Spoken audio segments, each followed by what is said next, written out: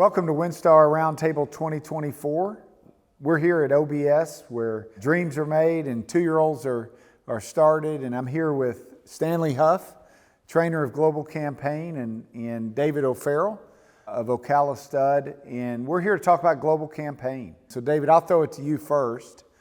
You got Global Campaign from the sale.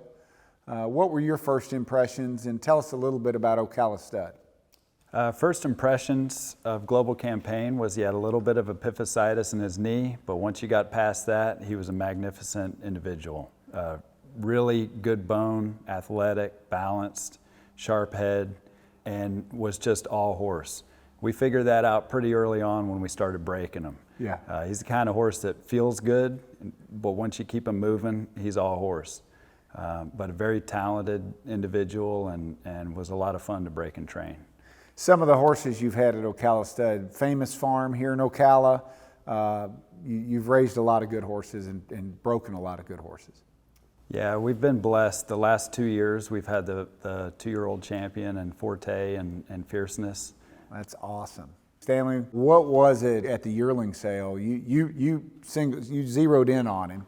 Being a Curlin, what did you see in? Well, we got hung up on a Curlin the year before with Good Magic. And then, of course, he turned out to be a very good horse.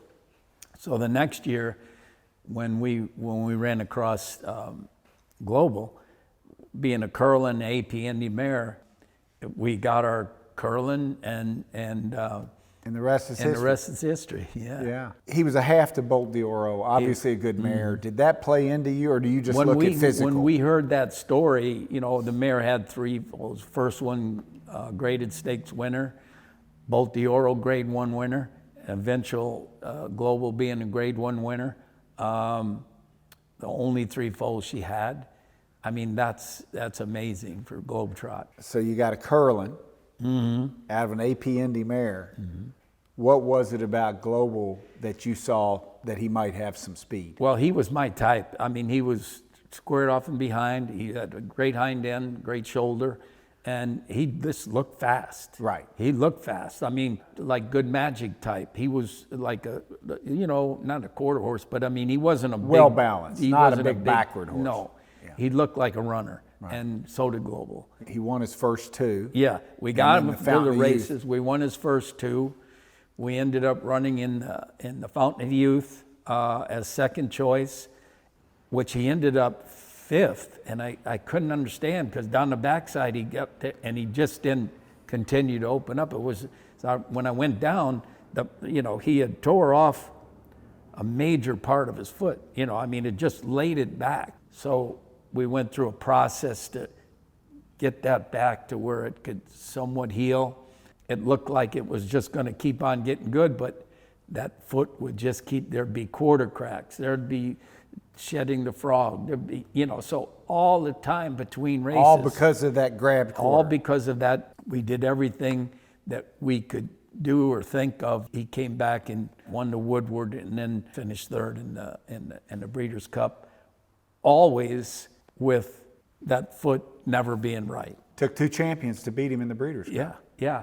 And believe me, in my opinion, he would have never got beat if they just didn't have that quarter cracks. Yeah. I just don't think there was a horse any more talented than that horse.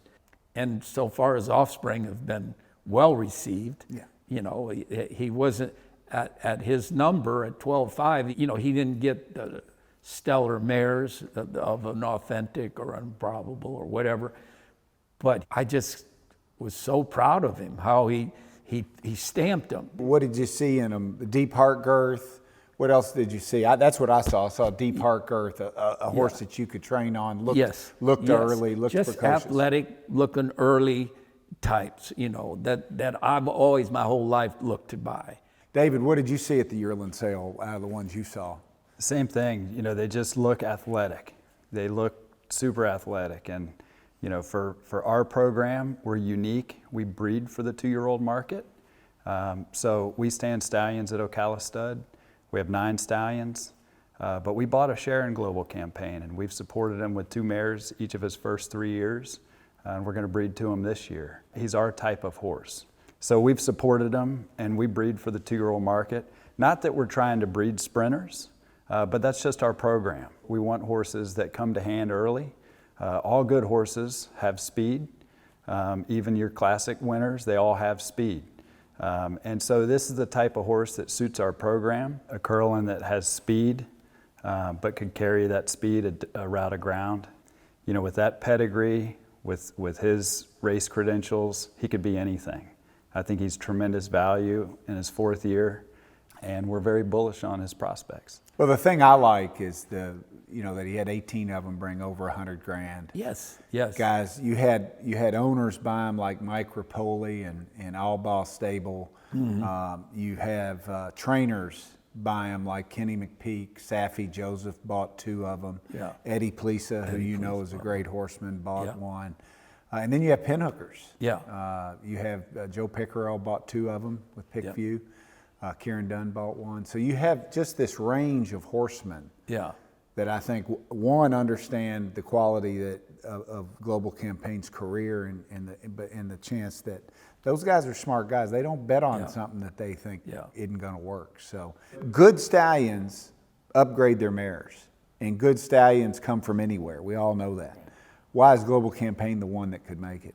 For my career, we got him all the way to the Breeders' Cup. Always the most talented horse I've ever been around. The stud career, I think he's going to handle it the same way. I really believe in this one.